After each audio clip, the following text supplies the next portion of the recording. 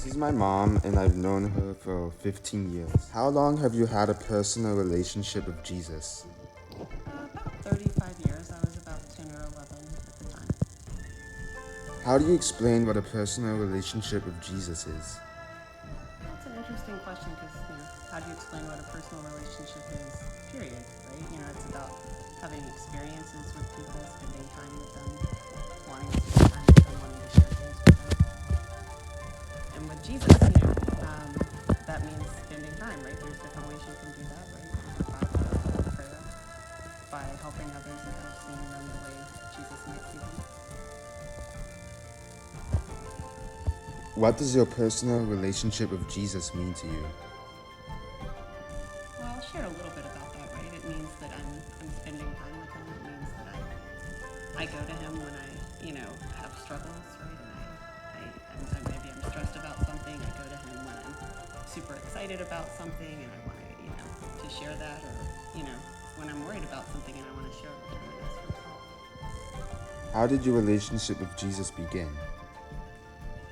Well, growing up, I was actually in a Baptist church, and so you weren't, actually officially part of the church until you got older and decided that that was something that you wanted to do. And so I was at a summer camp, and we had someone that was talking to us about what it meant to be loved by Jesus and be a Christian, and I decided I wanted to do that. And then after that, I got baptized in my church when I went back and became a member of the church. How has your relationship with Jesus evolved?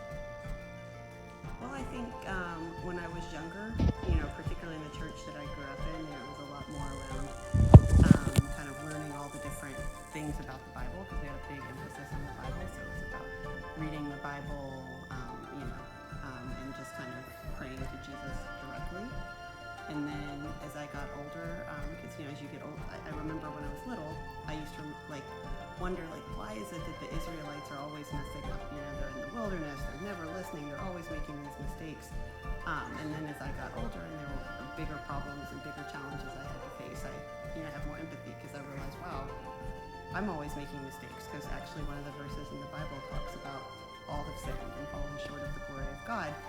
And so as I got older and realized, I made mistakes, I sinned too, that humility brought me closer to him, and kind of trying to rely on him and realize I'm not supposed to be doing things all by myself, right? I'm supposed to be trusting for him. How do you maintain the relationship, and where do you go to church? Well, a big part of the maintaining the relationship, just like it would be, right, with your friend or your boyfriend or your husband, is spending time, right? So I like to start my day with Jesus by reading the Bible readings for that day, reading a devotional that helps me reflect on what those readings mean, and how I might, make a change in my life to be closer to God. And then, of course, I'm praying during the day, sometimes if I have a minute or at meals. And then I certainly always end my day with Jesus. Our family likes to say a rosary together in the evening. And then I like to kind of, we have our prayer time together where we thank God for the day and ask him for his help. And then if I have time in the evening, then I like to kind of read a book about something about God, whether it's something from Pope Francis, or learning about saints, or, reading the different books of the Bible. How does your relationship with Jesus bring you peace, joy, and hope? Well, I'm someone that by nature is always really busy and sometimes can get a little stressed out about things. And so definitely my relationship with Jesus is something that's kind of a foundation, a rock that I can hold on to, and go to, and kind of when I'm struggling, get peace from kind of saying my prayers, from talking to Jesus about my struggles, and having kind of more perspective about, kind of the grand scheme of things, kind of what we're really here for, and remembering kind of how, something smaller that I'm struggling with fits into that bigger picture. How is Jesus the center of your life? Jesus is the center of my life because he's kind of what the day revolves around. As I was sharing, he kind of is how we start the day here, and who I come to in the middle of the day when I'm happy about something, when I'm struggling, and it's the same person that I go to at the end of the day to thank him for how things are going, and just think about what are the things I can do to be closer to How did you become Catholic? Well, when I met your dad, he was Catholic, but at the time I was attending a Presbyterian church. And then after I was injured, and we were getting older, and we were actually getting ready to start a family. I was pregnant with your brother, Olton. I realized I had to really start thinking about kind of what church I really wanted to be a part of. When you grow up kind of more on the Protestant side, there's a lot more fluidity, right, for kind of what types of churches you might be a part of. So there were different ones I tried out. And the more I tried different ones out, the more I realized like there wasn't really one in particular that I 100% kind of agreed with or understood. And it's kind of funny because I was really concerned at the beginning about infant baptism, because with the church I grew up with, you never were baptized until you were older. And so I just had a lot of questions. And so I started looking around, and I realized, I never really considered the Catholic faith, because growing up, in a lot of the Protestant churches, it's kind of something that like you learn a lot about why the Catholic faith is wrong. And so I've never really looked into it, and so I started looking into it. And the more I learned about it, the more I realized, wow, I felt like I'd kind of been a kid of a divorced family, and my whole life someone had been telling me everything that was wrong about the Catholic Church. But the more I actually got to know it and learn what it really stood for versus what other people told me it stood for, I realized that it made a lot of sense. Because on the Protestant side, there's this idea that everything's about the Bible, and if it's not in the Bible, it can't be true. And although there's certainly truth in the fact that the church has protected and formed the Bible over years, and that it does have, it is a huge source of the truth, there's also 2,000 years of thought, right, that the Catholic Church had. And it's not like God stopped speaking to us, that Jesus stopped speaking to us just after the Bible was formed, right? There's just so many Christians that have learned so much. And as I just started learning more about the church, I just realized, wow, it makes sense, right? And so I got, so I started taking classes, and, right before your brother was born, I decided that, I wanted to be Catholic. What are some differences between the Catholic and Protestant church? Well, as I was sharing, one of the big ones in the Protestant church, there's a really strong belief in kind of only the Bible, and that there's no kind of truth outside of the Bible. And so, it's very different in the Catholic Church, where yes, the Bible is the foundation. We have so many other things, right, that we've learned from different faiths over the years that help us grow as Christians. Some of the things that are common misunderstandings, within the Protestant church is the fact that Catholics pray to Mary, or Catholics pray to the saints, and kind of like almost Catholics confuse them with gods.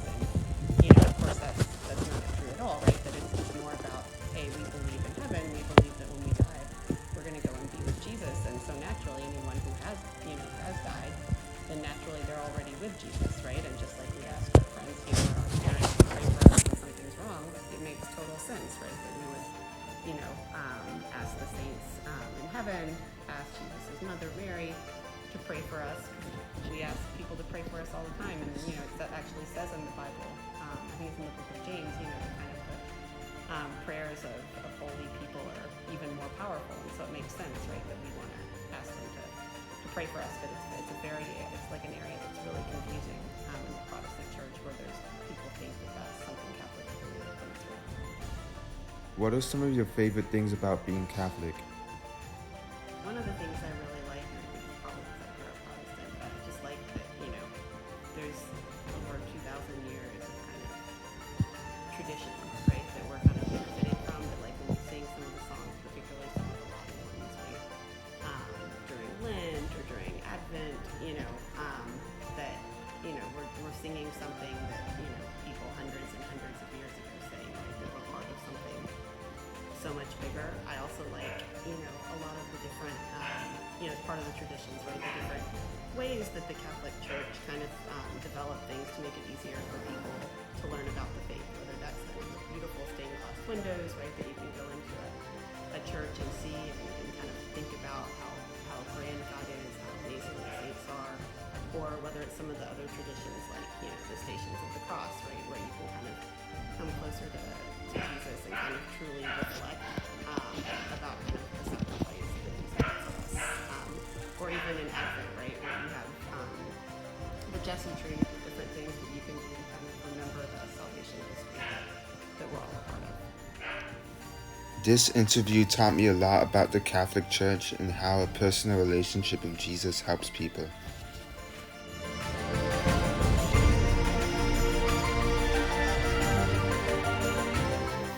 How long have you had a personal relationship with Jesus? I've had a personal relationship with Jesus for 10 years, ever since I started Catholic school. How do you explain what a personal relationship with Jesus is? To me, a personal relationship with Jesus is the private time you spend with Him while praying. What does a personal relationship with Jesus mean to you? To me, my personal relationship with Jesus gives me direction and just helps me get through things. How did this relationship begin? The relationship first started when my parents sent me to Catholic school. How has the relationship evolved? I've been close to Him, and sometimes I've not been close to Him, but the way I view things have mostly stayed the same. How do you maintain the relationship, and where do you go to church? I maintain my relationship with Jesus by praying to Him mostly and going to Mass on Sundays. I go to Mass at Our Lady of Guadalupe Catholic Church in the Harbor. How does the relationship with Jesus bring you peace, joy, and hope? My relationship with Jesus brings me these things because it's nice to know that someone always has your back and there's always someone who loves you. How is Jesus the center of your life? Jesus is the center of my life because I desire to be with Him and to be like Him.